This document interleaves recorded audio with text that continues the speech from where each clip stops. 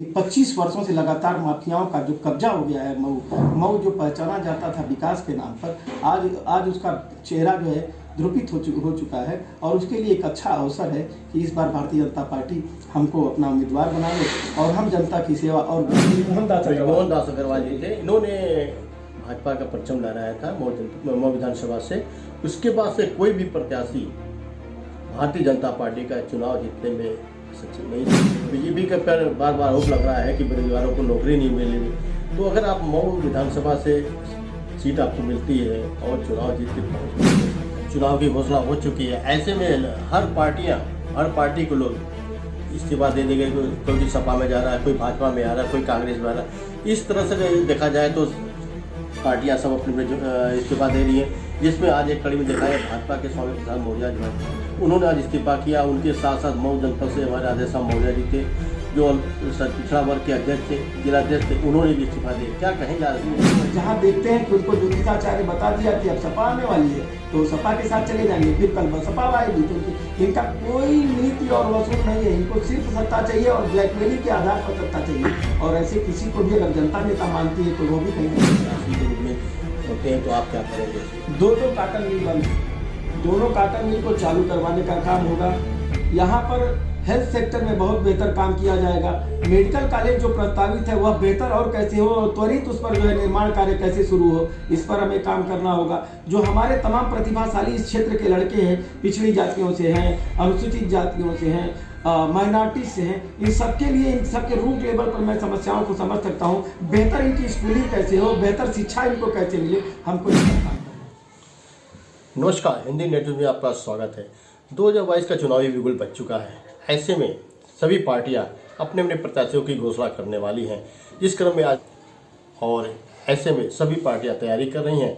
हमारे साथ भारतीय जनता पार्टी के एक युवा नेता जिनको बोला जाए त्रिवेणी प्रसाद एडवोकेट जी हैं, जिनका वकालत के रूप में एक बड़ी अच्छी पहचान वो जनपद में बनी रही है और ये पुराने सक्रिय कार्यकर्ता भी रहे हैं चुनाव। और इस बार ये भावी प्रत्याशी के रूप में भाजपा की तरफ से मऊ जनपद की ओर से विधानसभा की तरफ से तैयारी कर रहे हैं। आइए पूछते हैं क्या तैयारी है, क्या कहते हैं आपसे। सबसे पहले तो आपका हिंदी नेट में आपका स्वागत है।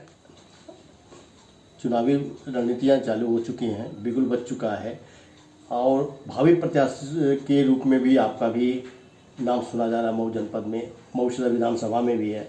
तो क्या तैयारी है, कैसे चुनाव लड़ेंगे आप, क्या है आपके? हमारे पीछे हमारी वैचारिक पृष्ठभूमि है, जनता के लिए और जनता की समस्याओं के लिए सतत संघर्ष करना है। और इसके कारण जो जनता में हमारी एक छवि स्थापित हुई है और जन स्वीकार्यता है, इस कारण हमें चुनाव के लिए जनता में मांग हमारी की जा रही है कि आप आएंगे तो आप अपराधियों के खिलाफ सबसे सशक्त और सक्षम विकल्प होंगे। आप जाति वर्ग किसी भी प्रकार की भावना से ऊपर उठकर हैं, आप सामान्य जन के लिए काम किए हैं। इसलिए त्रिवेणी प्रसाद जी आपको चुनाव के मैदान में आना होगा और आना चाहिए। उनके भावनाओं के सम्मान में हमने भी अपनी दावेदारी, हमने अपना आवेदन भारतीय जनता पार्टी के उम्मीदवार के तौर पर माननीय स्वतंत्र देव जी को, माननीय प्रवीण गुप्ता जी को, जिलाध्यक्ष जी को हमने प्रस्तुत किया है। और विश्वास है कि पार्टी सर्वेक्षण करा रही है, व्यक्तित्व के तौर पर भी, क्षेत्रवार भी करा रही है, जातिवार भी करा रही है, जन स्वीकृति के आधार पर भी करा रही है और सभी आधारों पर मुझे पार्टी स्वीकार करेगी। और मैं आने वाले दिनों में एक बहुत अच्छा उम्मीदवार होऊंगा और जनता हमें जिताने का काम करेगी। 25 वर्षों से लगातार माफियाओं का जो कब्जा हो गया है मऊ जो पहचाना जाता था विकास के नाम पर, आज उसका चेहरा जो है द्रुपित हो चुका है। और उसके लिए एक अच्छा अवसर है कि इस बार भारतीय जनता पार्टी हमको अपना उम्मीदवार बना ले और हम जनता की सेवा और बेहतर तरीके से कर सके।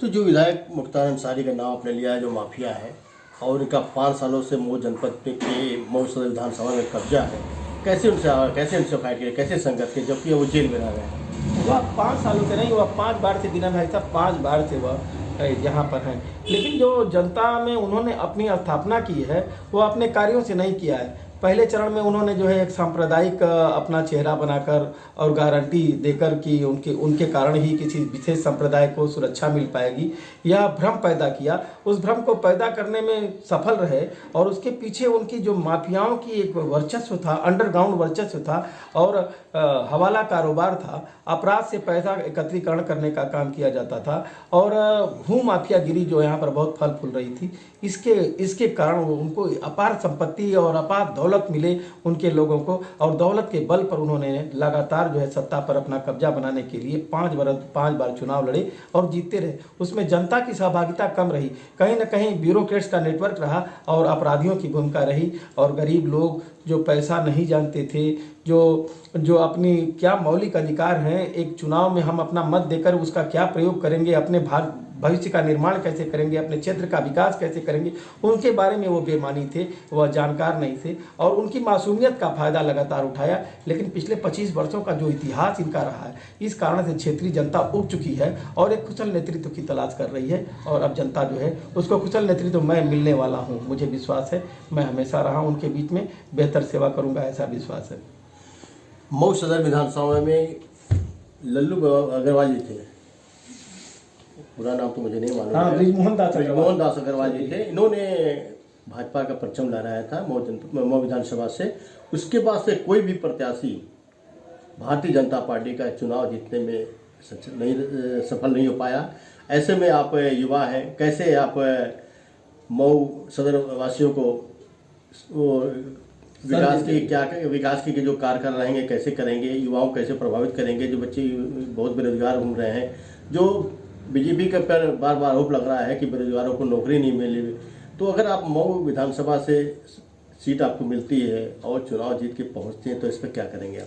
पहले सवाल का तो ये जवाब है आपने 2 सवाल किया है। पहले सवाल का ये जवाब है कि ब्रिजमोहन दास अग्रवाल जीते, सन 1969 में जीते थे जब जनसंघ हुआ करता था, और आज उसका स्वरूप जो है भारतीय जनता पार्टी के रूप में है। इससे पहले जनता पार्टी में भी हमारे जनसंघ के ही कार्यकर्ता, युवा कार्यकर्ता उस समय के रहे, प्रोफेसर रामजीत सिंह कद्दावर नेता थे, उन्होंने भी चुनाव जीता था। 2 बार यहाँ जनसंघ ने नेतृत्व किया है, जनता पार्टी के तौर पर और जनसंघ के तौर पर, और तीसरी बार भारतीय जनता पार्टी के तौर पर। मुझे विश्वास है कि जनता मुझे ये अवसर देने जा रही है। उसके बाद चूंकि बार बार समझौते में सीट चली जाती थी हमारी पार्टी, तो भाई हमारे कार्यकर्ता हैं, अपने पार्टी संगठन और विचार का सम्मान करते हैं। समझौता जिससे ऊपर पार्टी करती है उसके साथ पूरी ईमानदारी से रहते हैं। प्रमाण के तौर पर बता दूं कि पिछले बार ओम प्रकाश राजभर के साथ भारतीय जनता पार्टी का समझौता हुआ था, और भारतीय जनता पार्टी के तमाम कार्यकर्ता पूरा जी जान से लगे, और लगने के बाद वो जिताने की स्थिति तक ले गए। हम समझते हैं कि अगर वह टिकट वह महेंद्र राजभर अगर बिके नहीं होते, और मुख्तार अंसारी के 2 करोड़ रुपए पर नहीं बिके होते अंतिम चरण में, तो यह जो है जीत भारतीय जनता पार्टी के खाते में जा रही थी। और उसने अब प्रमाण के तौर पर हम ये कह सकते हैं कि महेंद्र राजभर जब चुनाव जीतने की स्थिति आ गई, काउंटिंग में जाना हुआ, तो उनसे पूछा जा रहा है, कार्यकर्ता लोग पूछ रहे हैं काउंटिंग के पंडाल में कि ओम प्रकाश जी आप कहाँ, महेंद्र जी आप कहाँ हैं, ओम प्रकाश जी आप कहाँ हैं। तो महेंद्र राजभर ने सीधे सीधे जवाब दिया कि नहीं, काउंटिंग कराना हमारा काम नहीं है, सरकार का काम है, सरकार कराएगी। यह अपने आप में प्रमाण है कि यह जो है ओम प्रकाश राजभर बिकाऊ हैं, उनके कैंडिडेट महेंद्र राजभर बिक गए मुख्तार अंसारी के हाथों, और उसने हमेशा खरीदा है दौलत के बल पर, भू माफियागिरी पर, अकुश संपत्ति के बल पर खरीद कर वह राज किया है। जनता के दिलों में राज नहीं किया है, वह सिस्टम पर राज अपने पैसे के बल पर किया है, और अब उसका पैसा टूटता नजर आ रहा है, उसका वर्चस्व और तिलस्म छूटता नजर आ रहा है। और भारतीय जनता पार्टी एक मेरे जैसे सामान्य व्यक्ति को मैं समझता हूं आने वाले दिनों में उम्मीदवार बनाती है, और मेरे अलावा किसी को भी भारतीय जनता पार्टी उम्मीदवार बनाती है। इस बार भारतीय जनता पार्टी के पक्ष में, भारतीय जनता पार्टी के हक में, भारतीय जनता पार्टी के झोली में मऊ विधानसभा सदर सीट जाएगी। माननीय नरेंद्र मोदी जी के नेतृत्व में, माननीय योगी जी के कुशल नेतृत्व में इस बार जा रही है। सुना है कि ओम प्रकाश राजभर को भाजपा में लाने का प्रयास किया जा रहा है। वैसे में बलिया के भाजपा विधायक सुरेंद्र सिंह ने उनको लोमड़ी कहा, इस पे आप क्या कहेंगे? नहीं, सुरेंद्र जी से मैं ज्यादा सहमत हूँ, इसलिए कि ओम प्रकाश राजभर कब क्या बोलेंगे, उनके पास संस्कारों की कमी है, शब्दों की भी कमी है। राजनीति में शब्दों का भी थोड़ा चयन अच्छा होना चाहिए। कब वह जूता मारने की बात करते हैं कि कार्यकर्ताओं को जहां देखो वहां जूता मारो, और कब चले जाते हैं हमारे स्वतंत्र देव सिंह के चरणों में गिर जाते हैं। ओम प्रकाश राजभर का एक अपना काम है और वो करते रहते हैं, लेकिन वह कहीं से नेता नहीं हो पाए, न समाज के नेता हो पाए, न वर्ग के नेता हो पाए, न क्षेत्र के नेता हो पाए। उनके ऊपर यही ज्यादा लोगों की मान्यता रही है और यही सही है कि यह जो है हमेशा पैसे की गोद में खेलते हैं, जहां से पैसा मिलता है वहां हो जाते हैं, लेकिन भगवान उनको सद्बुद्धि देगा ऐसा विश्वास है। वह भारतीय जनता पार्टी के साथ आते हैं और अपनी सदाचारता को मेंटेन करते हैं तो निश्चित तौर पर सब स्वागत है। भारतीय जनता पार्टी तमाम ऐसे लोगों का स्वागत करेगी जो हमारे विचारों के साथ कदम से कदम मिलाकर चलें। उनको बिल्कुल सामाजिक स्तर पर सबको सहभागी बना जा रहा है।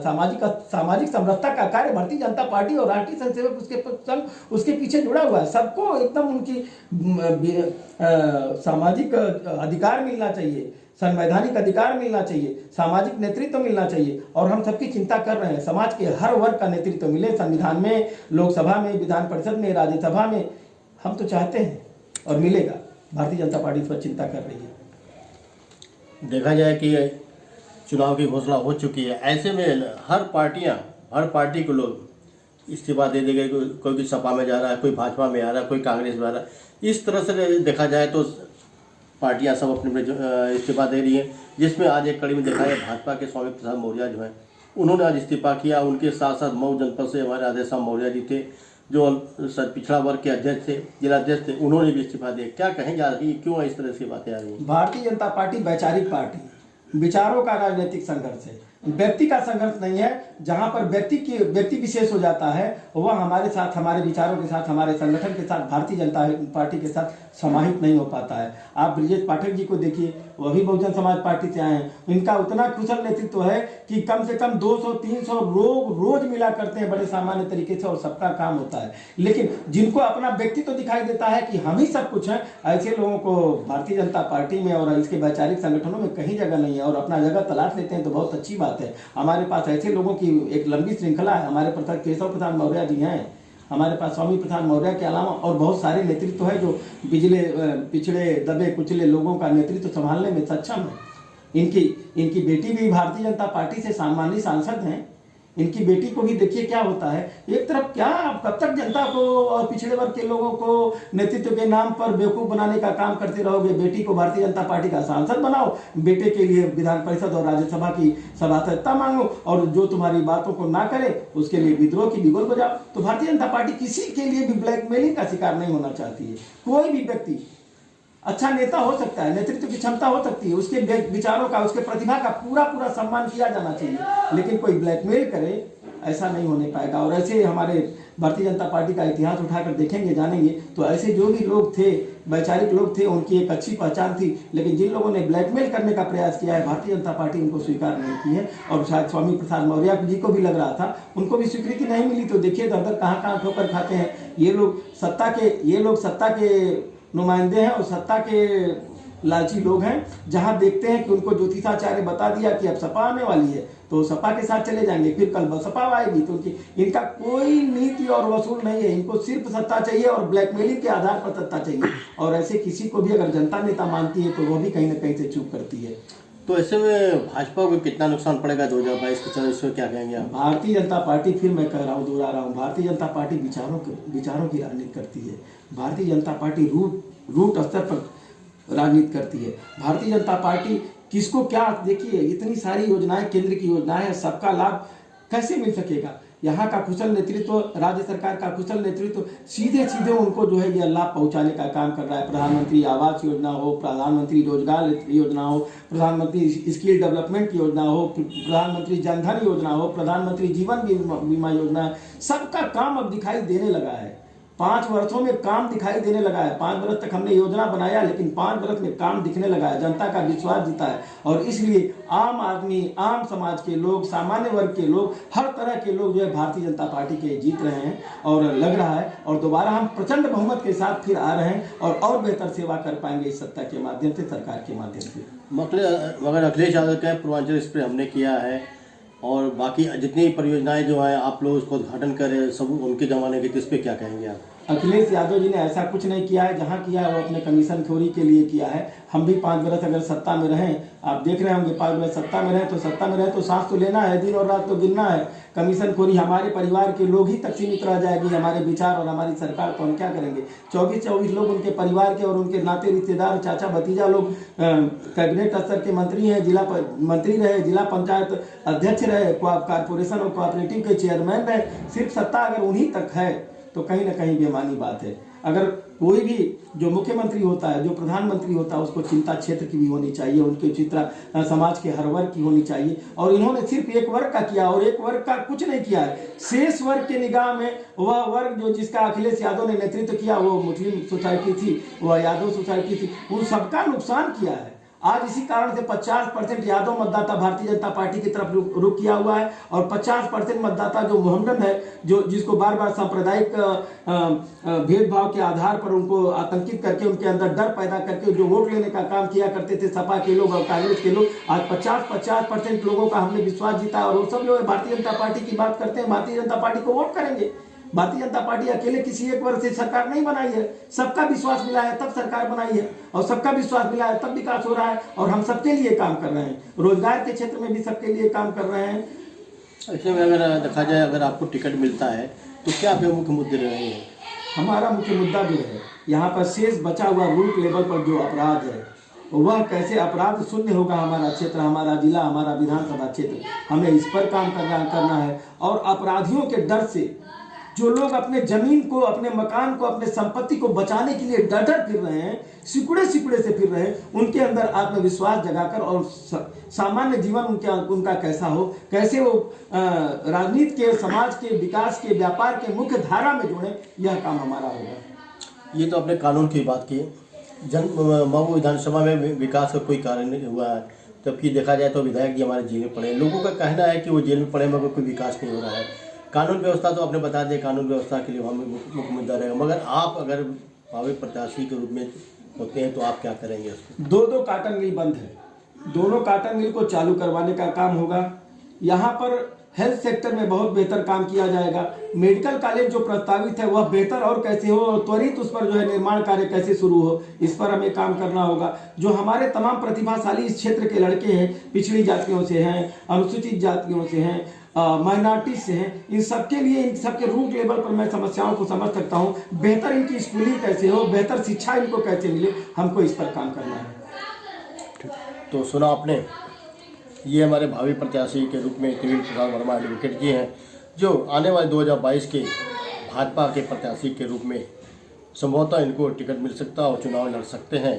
तो इनके क्या मुद्दे रहेंगे, इन्होंने अपनी बात बताई है।